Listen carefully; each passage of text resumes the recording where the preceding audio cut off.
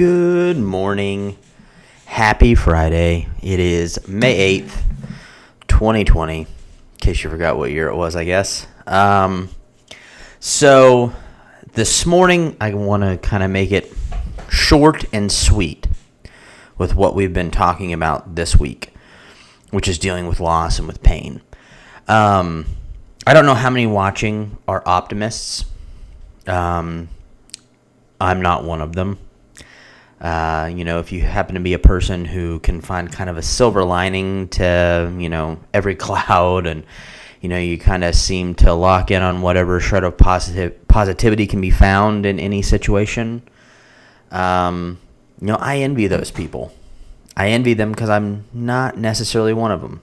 I kind of grew up as a pessimist, or as I would say, as a realist. But I wish I was an optimist.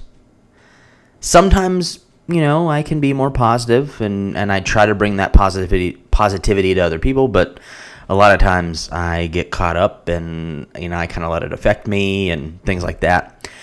I think the good news is no matter where you would kind of place yourself, whether you're an optimist, pessimist, whatever, we can all have the hope because of what God promises us.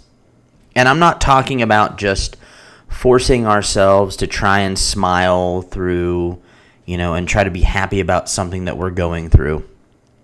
But I'm talking about trusting God and trusting God that He's always going to keep His word. And there will be some kind of good that comes out of any situation. It's not always going to be a specific good that we might hope for, but I think there will be something that works in our favor.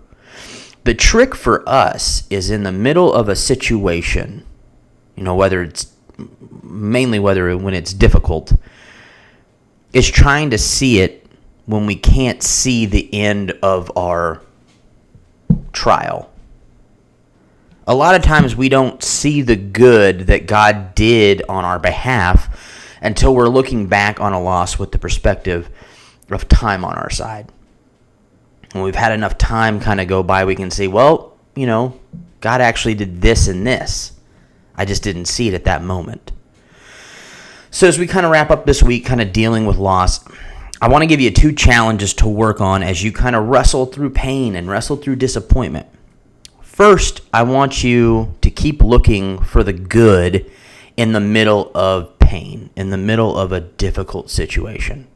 Look for any glimmers of hope that God has given you. Any little improvement or any unexpected benefits that you can see even while your challenge and what you're going through is still going on. Honestly, you may even be able to see what good might come out of a situation. And even that can provide some much needed hope and some much needed perspective. And the second thing I want to challenge you to do is I want you to take this passage from James that I'm going to read and memorize it. It's from James chapter 1, 2 through 4. Consider it pure joy, my brothers and sisters, whenever you face trials of many kinds, because you know that the testing of your faith produces perseverance. Let perseverance finish its work so that you may be mature and complete, not lacking anything. If nothing else, I think one of the good things God does in our lives, through almost any trial that we face, is that we get stronger. Our faith is strengthened. We have more grit, we have more resilience, and we're better people overall for having gone through that. When you feel tempted, and you feel like you're going to focus on why is this happening to me, or why did that happen to them?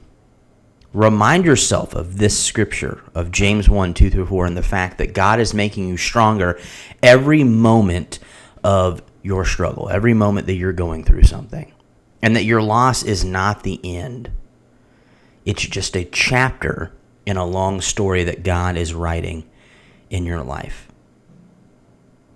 So I hope that's encouragement to you this morning. I hope that's a good ending to this week. Be on the lookout for my lesson, my Sunday morning lesson that will be available tomorrow night on YouTube. And I will see you Monday.